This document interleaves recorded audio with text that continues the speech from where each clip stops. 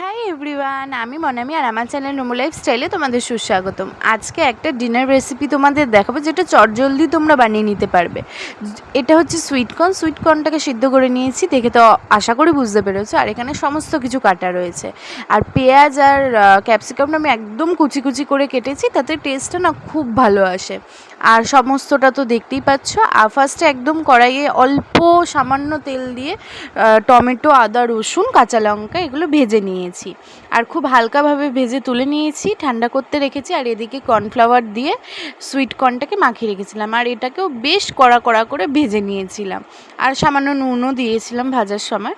আসলে আমার এটা খেতে খুব ভালো লাগে, ওর জন্য তোমাদের সাথে শেয়ার করছি। আর এটা খুব চটজলদি হয়ে যায়। তেলের মধ্যে জিরে ফোড়ন দিয়ে আমি পেঁয়াজ কুচিটা দিয়ে খুব ভালোভাবে ভেজে নিচ্ছিলাম। আর তোমরা চাইলে রসুন কুচিও দিতে পারো, ওটা স্মেল আরও খুব ভালো হয়, কিন্তু আমার বাবা রসুন কুচির স্মেলটা ঠিক পছন্দ করে না, সেই কারণে আমি পেঁয়াজ কুচি দিয়েছি আগে। আর তারপরে ক্যাপসিকাম দিয়ে খুব ভালোভাবে জিনিসটাকে মজিয়ে নিয়েছিলাম। আর মজানোর পর এখানে টমেটোর যে পিউরিটা বানিয়েছিলাম সেটা দিয়ে দিয়েছি।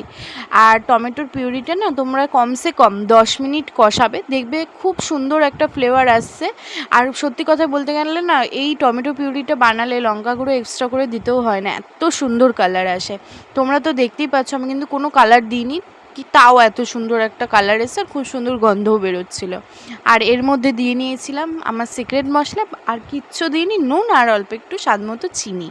তো সমস্তটা দিয়ে খুব ভালোভাবে কষিয়ে সুইটকর্নটা দিয়েও কষিয়েছি, কিন্তু ক্লিপটা না নিতে একদম ভুলে গেছিলাম, তা বলে কি শেয়ার করবো না, তাই করে দিলাম। তোমরা অবশ্যই জানিও।